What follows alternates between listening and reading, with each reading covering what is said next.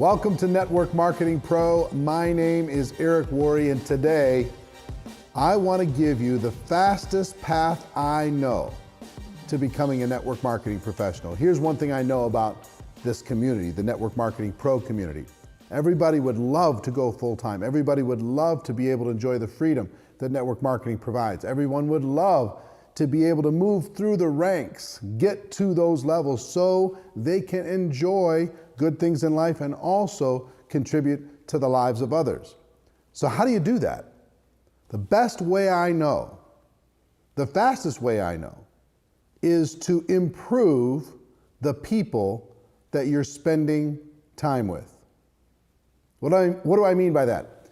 One of the early lessons I got in my life, it started with my parents, and then it continued with some of my mentors. My parents would always say, be careful who you become friends with, because your friends have an influence on your life. And you've seen that.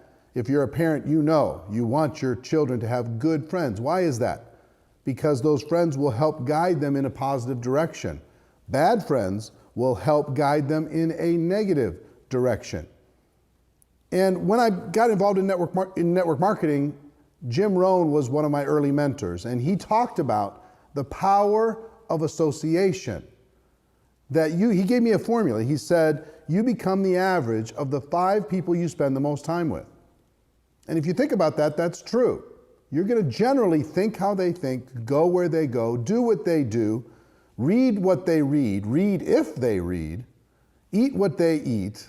Your language is going to be similar, your interests are going to be similar, your ambitions are going to be similar, and it's very difficult to be the Lone Ranger inside of a negative influence and try to influence a larger group of people. That's what some people try to do. Well, I'm going to change everybody around me. Well, when you dance with the devil doesn't change. The devil changes you. So negative influence changes you. So how does this apply to network marketing? Here's how it applies.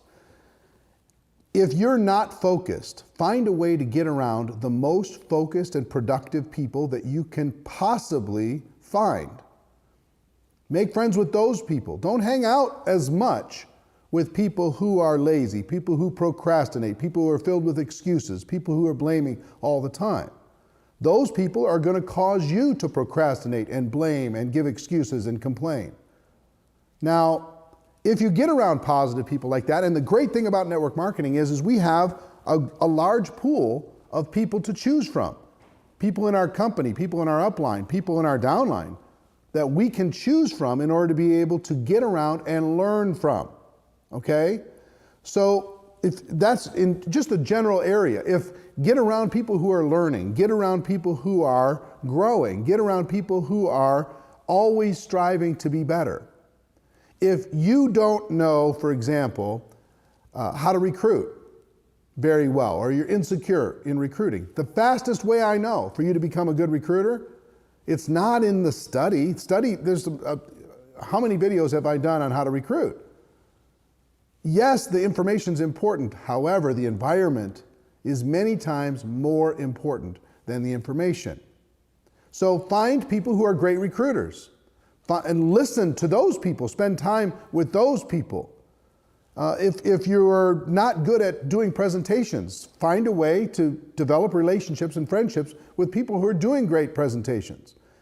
If you can't get people to attend your company events, find people who are great at getting people to attend your company events, and find a way to friend those people up and listen to what they do and watch what they do. See, I found in this type of association that if I listened, number one, that was really, really valuable. If I took notes and I observed what they did, that was many times more valuable. In other words, my modeling of their behavior, I watched what they did. I watched what they said. I watched how they handled certain situations. I listened. I took notes. And then I tried to emulate that. Now, it works in every category of building your network marketing business. If you lack confidence, find a way to get around confident people. If you lack focus, find a way to get around focused people. If you lack recruiting skills, find a way to get around people who are great recruiters. If you lack some of the social skills, find some people who are incredible at social skills. If you lack leadership, if you're not having duplication in your organization, find people in your organization, I promise they exist, that are great at getting people to duplicate. Now, here's the thing. It's a little tricky at the beginning because sometimes the people who are really good at those things, they're very busy, and you can't just come in as a needy person and come into their group and just barge your way in. You have to earn your way in. See, if you become the average of the 5 people you spend the most time with, where do you want to be on that list of 5? Do you want to be at the top, the best of the 5, or do you want to be the worst of the 5?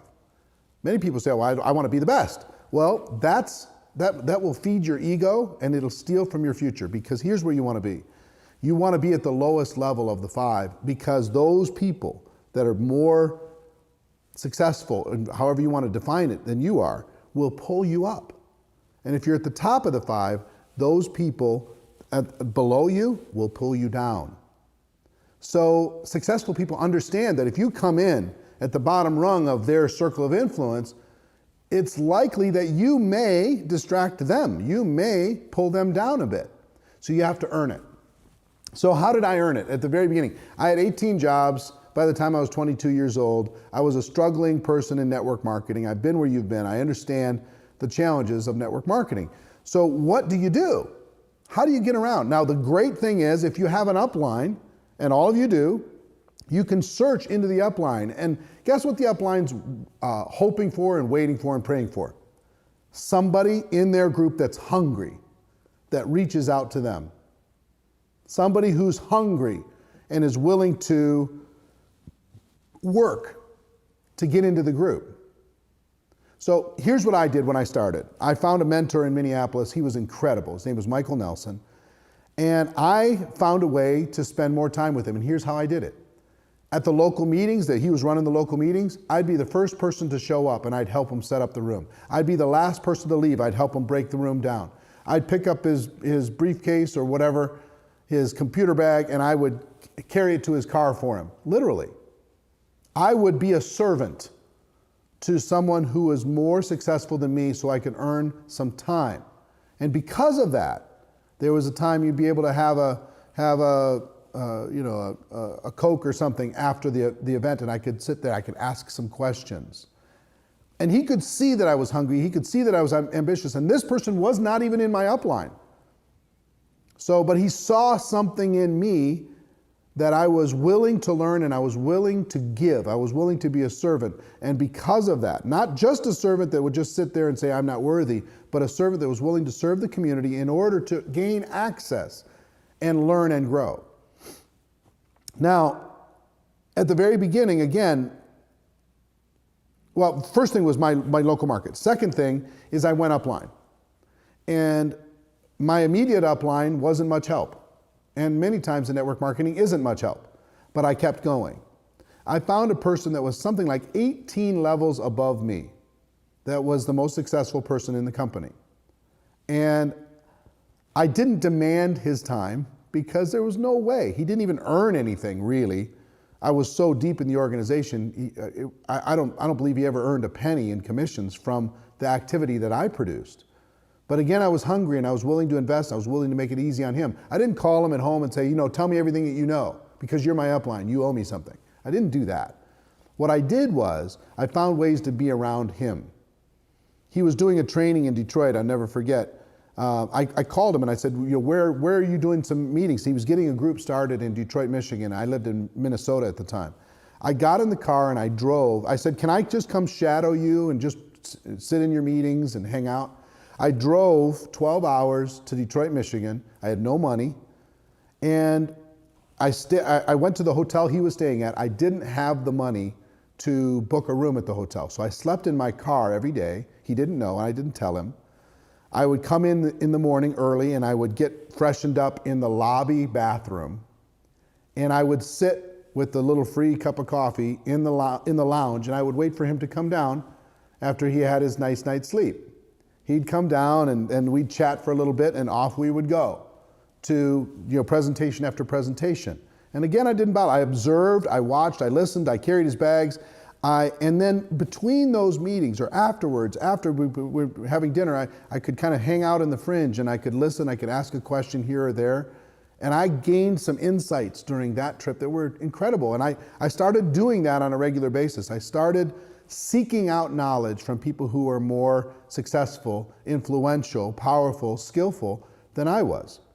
So one was in my local market, I served and I gained access. Second was in my upline. I served and I gained access. I went to the home office. I drove to the home office. Back then it was in Memphis, Tennessee, from Minneapolis. Again, it was, 14-hour drive. I drove there just to meet the people at the home office, to take a home office tour and to meet the influential people so they knew my name. Why did I do that? So my name would start being talked about here and there. Hey, this young kid, he came down to the home office and he's a sharp kid. And if that name came up around an influential person, maybe I could gain some access because of that. That helped me tremendously. So my company, my local market, and my upline. Now, in addition to this, some people say take a millionaire to lunch. It's difficult to take a millionaire to lunch because they're busy and they're protective of their circle of influence because they understand that you're going to bring their average down. So here's what I did. I drove this nasty, ridiculous AMC Spirit car. If you ever want to Google a car, it's the most miserable car in the history of cars. It had a gas leak. The window didn't go all the way down, and it would rotate gas through the windows, constantly. It was miserable looking, and the muffler was half off, and all this kind of stuff. So every time I went to meet with anyone, I parked around the corner and I walked. I didn't want them to see my car. But so with all of this challenge, how do I get influence? You know what really helped me? Programs like this. Back then, it was audio cassette. We didn't have the internet, and we didn't have video, and we didn't have learning systems like this, and it certainly wasn't free. What I got my hands on was audio cassettes from people like Jim Rohn and Brian Tracy and Les Brown and Dennis Waitley and Og Mandino and these giants of personal development. And they became one of my 5. By just being in my car, listening over and over and over, they became one of my 5. And what happened when I started to listen over and over and over, I could start to use the language that they used in conversation with other people. I could bring value to a conversation of people more successful than me that maybe didn't hear what I heard from that program. There was one speaker that I really admired, one of the top leaders in the company I really admired. I wanted to work with him so bad. And I found a way to connect with this person, and he was very successful, and I was just a fledgling person. And I would start to give him ideas. I would say, hey, I read this book. You should. I remember I recommended to him, there's a book called Unlimited Wealth by Paul Zane Pilzer, and it talked about distribution was going to be the future of the world. It wasn't going to be manufacturing anymore. It was going to be distribution of goods and distribution of information. So I started pulling quotes, and I would send him quotes. Hey, you maybe use this in your next presentation. Use this in your next training. And he used it, and people loved it, and they were, oh my gosh, this is great. Send me more if you got any more, kid, right? And I hosted a training event in Minneapolis, and I had some of the top leaders come in. He was one of the leaders, and I sat down afterwards and said, what can I do to spend more time and work with you? And he said, well, I don't know, I'm busy, I'm doing this, I'm doing that, but I do appreciate this. You sent me this, you sent me that. And he went home, and I sent him a card afterwards and said, hey, thank you for the time. I really appreciate it. And if I can do anything, one of my goals is to work with you. Some way, somehow. He was cross-line, he wasn't in my organization, but just work together. Why did I want to work together? Why did I want to serve that relationship as a young man? Because I understood that if I got around people who were committed to excellence, that excellence was going to start to rub off on me. Okay? So, my car being a drive time university, I'll never forget. I put Jim Rohn in my car and I wore it out. Les Brown, Brian Tracy, Dennis Waitley, Og Mandino, greatest salesman in the world, all these different people, Earl Nightingale, Napoleon Hill, everything. I was reading books, I was studying, I was learning, I was growing, and I was listening all the time. And I would imagine that Jim Rohn and And Brian Tracy and Og Mandino were sitting in the back seat of my car, and they were just having a conversation. I got to listen in. And that was incredible value for me. So I'll never forget, 6 years after I started doing that, I'm about 30 years old, and I'm in my car, which is a nice car now, a decent car, in Dallas, Texas. And in the back seat of my car were Jim Rohn, Brian Tracy, and Og Mandino, for real. And they're sitting in the back seat of my car having a conversation. I'm just driving them to their hotel. But they're having a conversation. I'm going, oh my gosh, I attracted this. I set this thing in motion, and guess what? Now I get to hang around with legends. I get to learn from incredibly wise, unbelievable people. So today, I'm still engaged in this. Why do you think I seek out and interview people like Brian Tracy, of course, but like Tony Robbins? I'll be interviewing Sir Richard Branson on June 3rd. I mean, come on. The opportunity to spend time with these people. And why will they do it? Because I'm a servant to them. Because I want to help their mission in life. Because I want to be of value, of service in some way in their world. And you know what? I found I can earn my way into any group, and so can you. You can earn your way into a group of unbelievable recruiters, a group of unbelievably productive people, of unbelievably successful, moving through the ranks, changing people's lives, ambassadors for the network marketing profession. You can earn your way into that group, or you can earn your way into a much more negative group. And you know, the bad associations in your life happen automatically. They're like weeds in a garden. They happen automatically. The good ones don't happen automatically. Those only happen by effort and work and focus and determination. The weeds happen automatically. That negative person that's always whispering in your ear, and you know who I'm talking about, the ones that saying, well, that's always blaming, that's always trying to give you justification for not working, that's always trying to distract you, that's always trying to just chip away at your self-confidence. You know that person. That person needs to be on the very furthest fringe of your life, unless you want to sacrifice your life to keep them happy. See, here's the thing. If you continue to grow, you'll earn your way into different crowds. Some people will grow with you and some people won't. The fact that you grow and they don't doesn't mean you left them behind. It means that they stayed. And you decided that your contribution to the world was more important than making somebody else feel happy and appeasing somebody's negative influence. You cannot afford to be around people who are constantly distracting you from your purpose. You cannot do it. You have to focus on surrounding yourself with greatness, surrounding yourself with positivity, surrounding yourself with learners, surrounding yourself with people who are growing, surrounding yourself with people who are constantly reminding you, hey, you've got greatness inside of you. What are you doing? What are you doing? People who will grab you by the shirt and say, stop. Stop playing small. Why are you playing so small?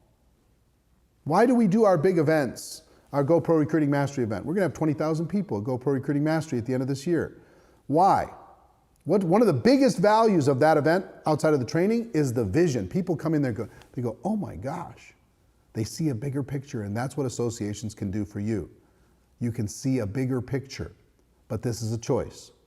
And it starts by, one, limiting your association with some negative people. In other words, don't spend as much time. Some of them you don't have a choice with, I understand. But spend a little less time. Be a little bit more busy in positive directions. Some you're going to have to cut the cord. You're going to have to disassociate, at least until you gather enough strength to be a positive influence with them. You're going to have to, for the sake of your own future, your own purpose, your own contribution in this world, you're going to have to make some hard decisions. You're going to have to disassociate with some. But mostly what I want you to focus on is expanding your association, being so busy and so surrounded by greatness that all those other petty little small thinking ideas don't even find their way into your mind, because you have filled it with incredible influence. So I hope this gives you some value. I mean, I think this lesson is valuable for you. It's valuable for your children. It's valuable for anyone who wants to do something great in the world.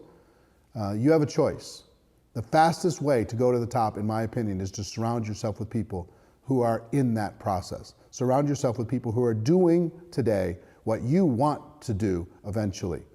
Earn your way into that group. Maybe it starts, the one thing that I need you to understand is many of my mentors I never met. Many of my greatest mentors I never met. They were a mentor on audio, they were a mentor on video, they were a mentor in books. I never met them, and they were still one of my 5. Do you understand? And then eventually I became powerful enough that I met many of them, and you can too.